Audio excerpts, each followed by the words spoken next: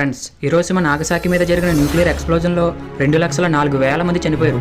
అయితే ఇలాంటి ఒక న్యూక్లియర్ బాంబ్ మీ ఊరు యొక్క మధ్యలో ఎక్స్ప్లోడ్ అయితే ఏమవుతుందో ఎప్పుడైనా ఆలోచించరా? ముందు అది పడిన చోట 800 మీటర్ల వరకు సూర్యుడి కన్నా అధికమైన వేడి ఉద్భవిస్తుంది.